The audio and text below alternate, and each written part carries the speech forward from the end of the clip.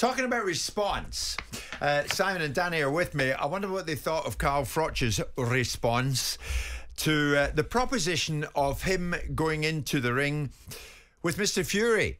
Not Tyson, but John, father of Tyson. Yes, John Fury, who's not shy, came forward the other day and called out Carl Froch for things that he has been saying, both on social media and in a broadcast sense.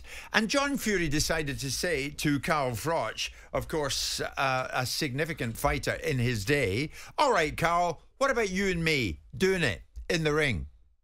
Okay, video to Carl the Snake Froch. You're having plenty to say, mate, on your little podcast channel. You know, John Fury's rung the bell for you again, got you plenty of content, got you plenty of viewing figures, what you was after.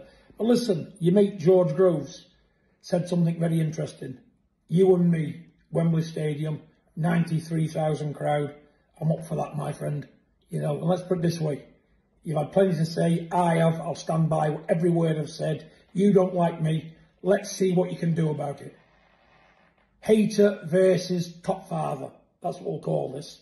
But it's got to make business sense because it's a business. Let's not forget that. So get your people to contact me directly, just me. I'm a one-man band.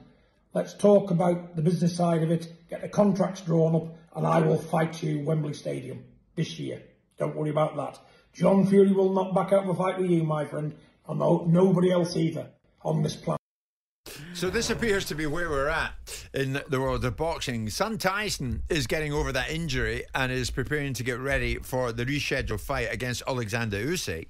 And now Dad John is calling out Carl Froch. So Froch took a deep breath and responded.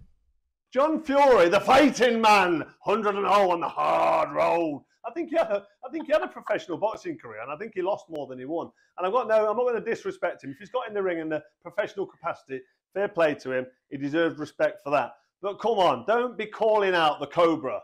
The Cobra's still in outrageous, chiseled shape. If you were stood across the ring with me with 10-ounce gloves on, it wouldn't last very long. And if you're talking about kicking up the arse and giving me a slap, when you see me, that's a totally different story. That's a roll around on the cobbles. And trust me, you don't want to go there with me. Because I'll have a fight with you. I'll fight you for a fiver. I'll beat you for a tenner. I'll do you both for 15. What makes you think we can fill the Wembley Stadium? You're 59 years old. You're obviously not in shape. I'm Carl Froch, the Cobra, Hall of Famer, 4 times world champ. I don't talk about it much, but I once boxed at Wembley Stadium in front of 80,000 people. It's not going to happen, John. Now, misfits are talking about maybe something happening, but if any kind of fight was going to materialise between me and you, it wouldn't be for financial gain. I'm sorry to burst your bubble. There's no money to be had. If this stupidity becomes real because of the misfit scene and because of this YouTube that's going on, all this where they're putting mismatches in with each other, I'd be doing it for charity. So that was Carl Froch's response to the prospect of fighting John Fury. Simon, the thing of it is this. We've no reason to doubt that John wasn't serious. He was serious. Wait, what is going on at this particular time? Well, I have no idea. I have no idea why. I've never seen a professional boxer and a world champion have his father so prevalent in the media. I mean, look. I don't think he's got much choice. Well, maybe he hasn't. Maybe somehow we're all responsible for this. I mean, I made the observation yesterday. I mean, I don't want to see Uncle Fester in the ring with Carl Froch. I mean, it's ridiculous. That's a bit derogatory. I don't care. John Fury. I mean, some of the things, these observations, no, but some of these observations, it starts from the premise of Carl Froch suggesting that Tyson Fury's record needs to be analysed and that he's fought 6 world title fights, 3 against the same fella, 2 against people that he's already beaten, and 1 against Vladimir Klitschko. And that's now turned into the underlying narrative that anybody that criticises a Fury is a hater, should be banned, and is trying to profit off their name. No, that's forgetting the fact that these guys make their money via the media, because the media highlights and promotes and accentuates their opportunity. So I think it's ridiculous. It's interesting because there are other people that John Fury is supposed to be fighting or potentially fighting, like Joe Egan.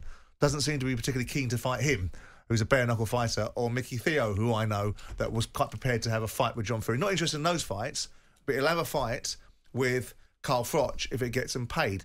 I don't know if the Fury gang think everybody's foolish and everybody's a mug and everybody's a mark and everybody's there to make them a fortune.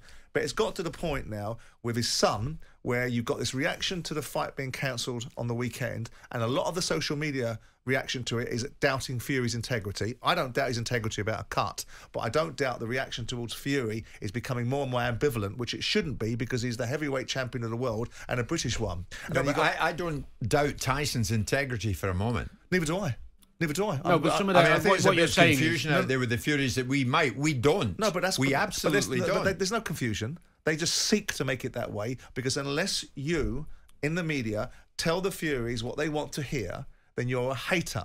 If you say anything that vaguely comes off script that they don't particularly like, then what they get to do right now is they get to be rude and unpleasant about you, and then they get to ban you, and you have to get on with it. Now that's fine. I couldn't care less. Yeah. But the challenge for it is we're talking about them now. John Fury is a 59-year-old man that should behave with a little bit more dignity. I used to think that those guys were good for the sport of boxing, and I used to think that Tyson Fury was a very charismatic, enigmatic, at times, brilliant personality and fighter. I don't have those views anymore.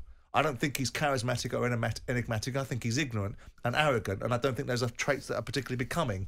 And I think his father's interaction with people like Carl Froch. You can't call Carl Froch a bum.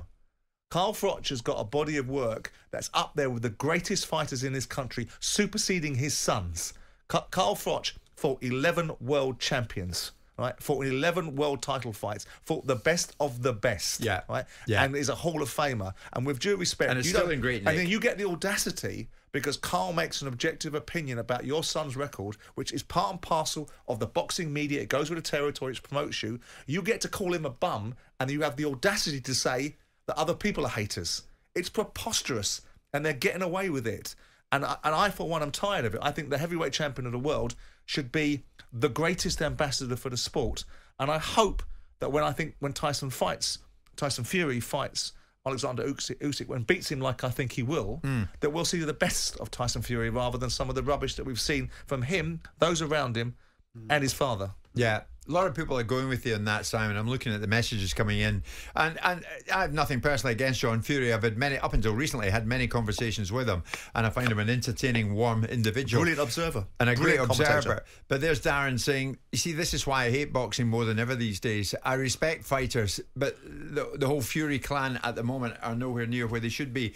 And I think that's right, Danny, when you get something like that. I mean, who would pay in their right mind for a seat at Wembley to watch Froch? Yeah, I'd pay to watch Froch fight Big John. Well, nobody I know, but the reality is this is where we are when the YouTube sensations have started this kind of era where people can call anybody out, you know.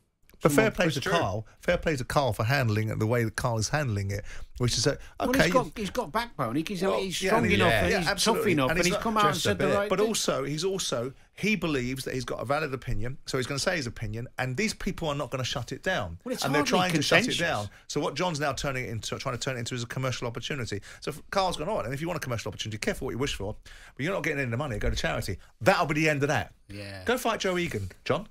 Go fight Mickey Theo.